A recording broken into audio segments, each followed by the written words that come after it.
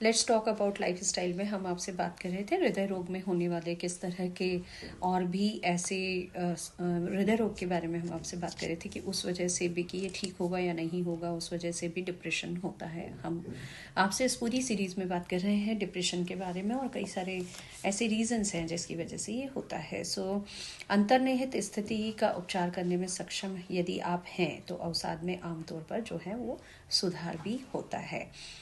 गंभीर अवसादग्रस्त विकार के कुछ विशिष्ट रूप हैं जिसमें मौसमी भावनात्मक विकार, आप सोचिए कि कैसे छोटे छोटे विकार भी आप में हो सकते हैं। और मौसमी अवसाद की यदि हम बात करें तो यह एक प्रकार का गंभीर अवसादग्रस्त विकार है जो आमतौर शरद ऋतु और सर्दियों के दौरान उत्पन्न होता है और वसंत और गर्मियों के दौरान दूर हो जाता है। सो कई लोग सर्दियों के दौरान बहुत ज़्यादा ठंड का महसूस करते हैं, कोई काम करने का उनका दिल नहीं करेगा, सारा समय पे वो रजाई ओढ़ के सोने का प्रयास करते हैं, घर से बाहर निकलना उन्हें पसंद नहीं होता है।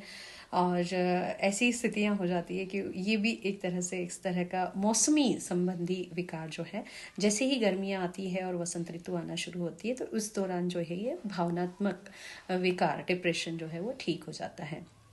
अब हम बात करते हैं प्रसव पूर्व अवसाद और प्रसव के बाद होने वाला अवसाद। तो जो महिलाएं होती है उनमें प्रसव से पहले, बच्चा होने से पहले, कई बार गर्भावस्था के दौरान इस तरह का, और बच्चा होने के बाद, बेबी बॉर्न होने के बाद जो डिप्रेशन होता है, ये दोनों तरह के अवसाद होते हैं। और प्रसव के उत्तर प्रसव होने के बाद यह अवसाद है जो बच्चे के जन्म के 4 सप्ताह के भीतर कई बार विकसित होता है। मधुमेह मानक विचलन विज्ञान, जिसे DSM कहा जाता है, उनके बारे में भी हम बताते हैं कि आगे क्या होता है, लेकिन नेक्स्ट वीडियो में। Thank you so much.